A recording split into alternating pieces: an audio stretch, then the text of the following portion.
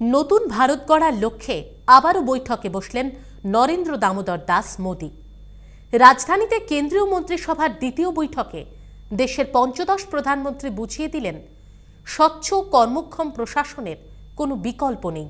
সদ্য নির্বাচিত কেন্দ্রীয় মন্ত্রীরা যাতে প্রথম থেকেই কড়া হাতে তাঁদের স্ব প্রশাসন সামলান, সেই নমমন্ত্রই আজ দেওয়া হলো কেন্দ্রীয় মন্ত্রিসভার বৈঠকে। দেশের জনগণের বিশ্বাস হারিয়ে গেছে আমলাতন্ত্রের উপর থেকে। এবারে দেশের নয়া সরকারকে সেই হারানো বিশ্বাস ফিরিয়ে আনতে হবে, এমন বার্তাও দিলেন প্রধানমন্ত্রী।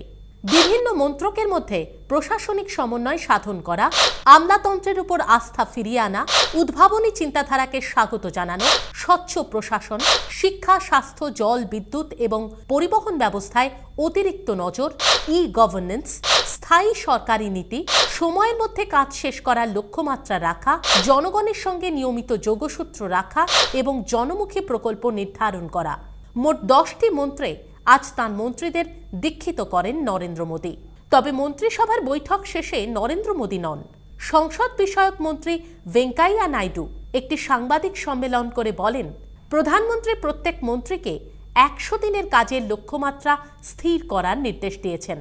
मुख्य मुद्दा उन्होंने कहा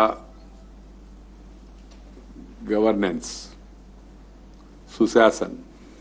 दूसरा विषय उन्होंने कहा डिलीवरी, और तीसरा विषय उन्होंने कहा उसके साथ ही साथ इम्प्लीमेंटेशन।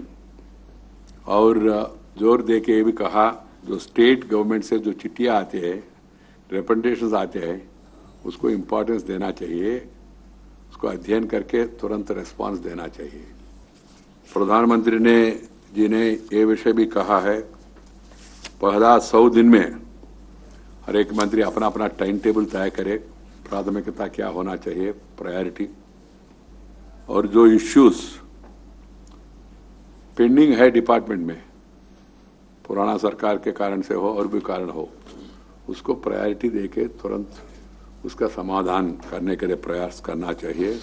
দেশের নবতম প্রধানমন্ত্রী বৈঠকে বুঝিয়ে দিয়েছেন, দেশের প্রশাসনিক কাজে গতি আনতে চান তিনি, আর সেক্ষেত্রে আমলাদের উপর মন্ত্রীদের নির্ভরশীল হওয়ার পরামর্শ দিয়েছেন।